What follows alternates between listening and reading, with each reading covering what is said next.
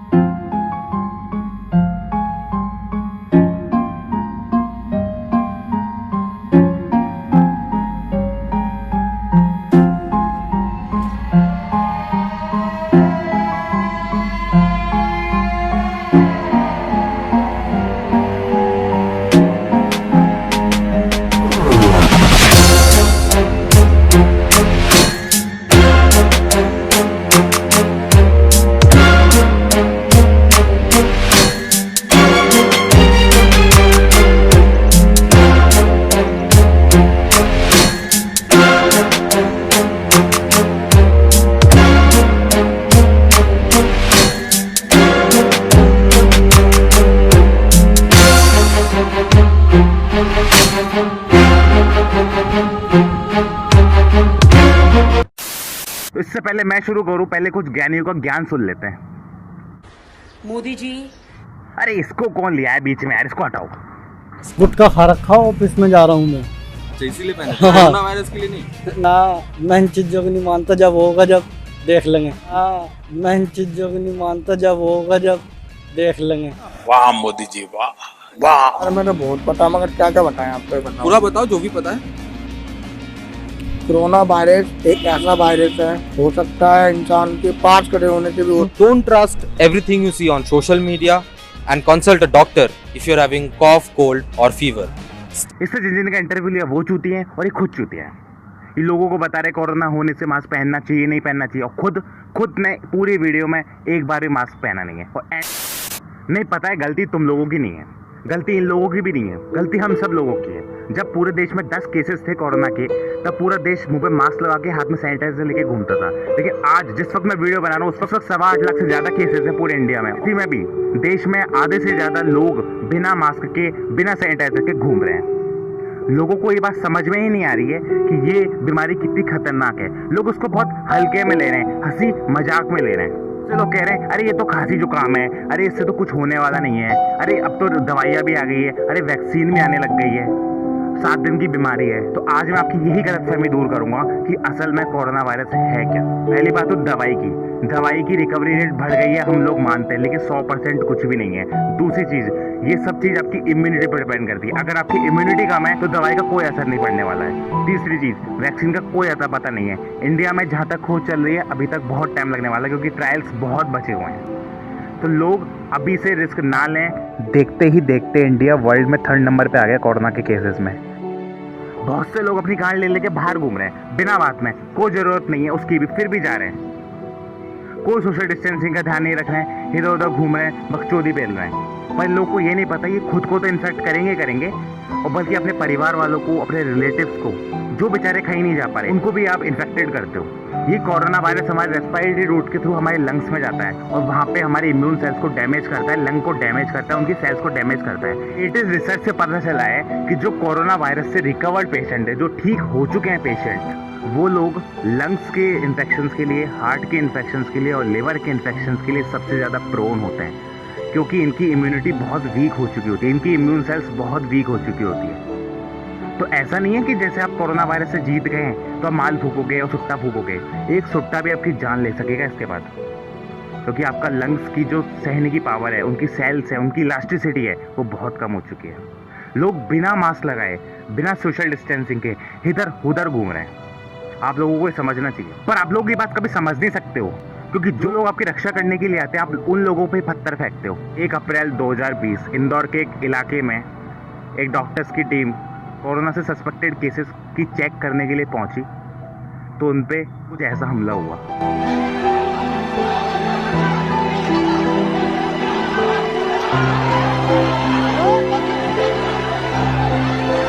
आए हम लोग ने जैसे ही पूछना शुरू किया, पत्थर फेंकना शुरू कर दिए दोनों। नहीं, आप लोगों ने डॉक्टर्स को समझ क्या रखा है, वो एक खिलौना है, जब चाहे पूछा और जब चाहे मारा। कोरोना पीरियड में ही नहीं, पहले भी डॉक्टर्स पे कई हमले हुए हैं। भगवान के बाद जिसका नाम ले जाता है वो है डॉक्टर। डॉक्टर भगवान नहीं होता है, सारे पेशेंट उसके पास आएंगे वो बच नहीं जाएंगे। डॉक्टर्स अपनी 100% कोशिश करता है, ताकि वो पेशेंट बच सके। वो खुद भी चाहता है कि पेशेंट बचे। मैं मानता हूँ कि 1-2% लोगों ने डॉक्टर्स की कम्युनिटी को ख़राब कर रखा है, पर इसका मतलब ये नहीं कि सभी लोग ख़राब हैं। आज मैं आपकी एक और गलतफहमी दूर करूँगा, डॉक्टर की रियल लाइफ जर्नी के बारे में बताऊँगा कि डॉक्टर कितनी मेहनत करता है, बताऊँगा कि डॉक्टर पूरे बचपन से लेकर के बड़े होने तक, इवन बूढ़े होने तक क्या क्या करता है। एक डॉक्टर हम जैसा मामूली इंसान, हम जैसा आप जैसा मामूली इंसान होता है। बचपन में एक सपना लेके बड़ा होता है कि मम्मी मुझे भी बड़ा होकर डॉक्टर बनना है, पापा मुझे भी सोशल सर्विस करनी है, मुझे भी लोगों की सेवा करनी है, मुझे भी लोगों को ठीक करना है, मुझे भी लोगों का इलाज करना है। पर शायद उसे ये नहीं पता होता कि जिन लोगों को वो इलाज करने की सोच रहा है वही लोग उसको आगे चल के लात घूंसों से मारेंगे। सामने आया है एक महिला मरीज की ऑपरेशन के तुरंत बाद मौत हो गई थी और वहां पर जो गुस्साए परिवार वाले थे उन्होंने डॉक्टरों को अस्पताल से जो है डॉक्टर को बाहर निकाला, खींचकर वो सड़क पर ले गए और जमकर पिटाई की। कैसे तैसे 10वीं तक पहुंचता है, तो कच्ची उम्र में तैयारी करने के लिए माँ बाप से दूर कोटा या कहीं इंस्टीट्यूट चले जाता है। वहाँ पे जाके वो दिन रात एक कर देता है। उसे कुछ होश नहीं रहता है, ना खाने का पता रहता, ना पीने का पता, ना सोने का पता, ना जागने का पता।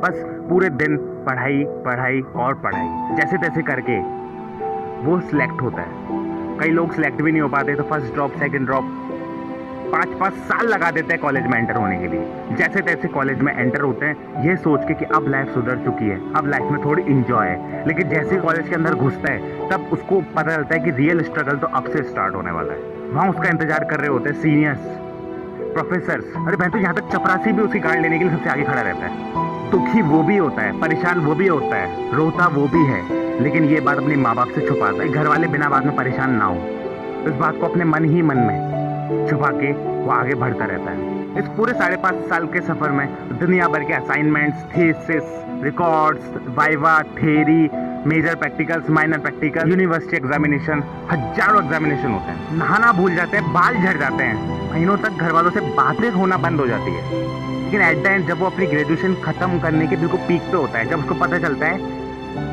कि अभी तक तो तुम चूतिए थे, तुमने कुछ किया ही नहीं है, क्योंकि जब तक तुम पोस्ट ग्रेजुएशन नहीं कर लेते जब तक तुम्हारा कोई सेंस नहीं है इस चीज़ का। तो फिर से वो पीजी एंट्रेंस एग्जामिनेशन के लिए फिर से तैयारियां करता है, फिर से 3 साल पीजी करता है। फिर उसको पता चलता है नहीं भैया, जब तक तुम सुपर स्पेशलाइजेशन नहीं कर लेते जब तक तुम्हारा कुछ हो ही नहीं सकता। फिर 3 साल फिर तैयारी करता है, 3 साल फिर कोर्स करता है। ऐसे ऐसे कर करके 15-16 साल में एक डॉक्टर तैयार होता है, जिसके आगे 3 डिग्री लगती है, सुपर स्पेशलाइजेशन, स्पेशलाइजेशन और मेन ग्रेजुएशन की डिग्री। फिर भी कुछ लोग कहते हैं डॉक्टर करते क्या है, डॉक्टर होते क्या है। अबे भोसड़ी वाले, जितनी तेरी उम्र है ना उससे ज़्यादा तो किताबें उसके टेबल पे रखी रहती हैं एक बार में। किताबें इस उम्र में इसलिए पढ़ता है ताकि तुमको कोई ओल्ड वर्जन, ओल्ड अपडेटेड दवाइयाँ ना मिले, प्रॉपर दवाई मिले ताकि तुम सही हो। एक डॉक्टर हमेशा सिर्फ पेशेंट की भलाई के लिए जीता है, बचपन से लेकर के और मरने तक सिर्फ वो पेशेंट के बारे में ही सोचता है।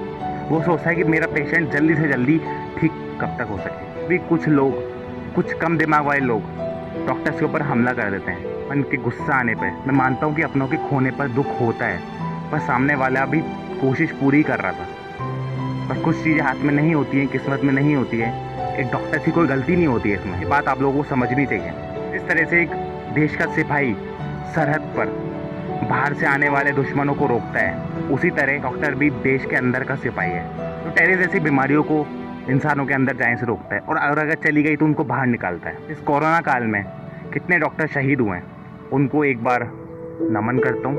ये मैसेज मैं आप लोगों को देना चाहता था काफ़ी दिनों से। अगर आप लोगों को समझ में आया तो इसको आगे बढ़ाओ, इस मैसेज को आगे स्प्रेड करो, ताकि लोग भी जाने, ताकि लोग डॉक्टर की रियल स्ट्रगल को जाने, रियलिटी को जाने।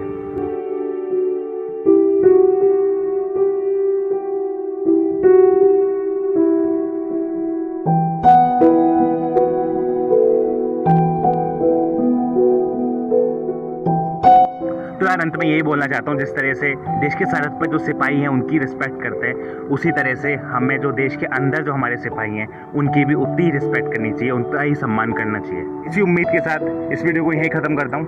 तो मिलते हैं अगली वीडियो में जल्दी। तब तक के लिए अपना ध्यान रखें, मुँह पर मास्क लगाएँ और मास्क प्रॉपर नाक पे लगाएं, नाक और मुंह पे प्रॉपर लगाएं। सैनिटाइजर से रेगुलर अपने सैनिटाइज करें और हाथ धोएं। तो मिलते हैं अगली वीडियो में जल्दी ही, तब तक के लिए बाय।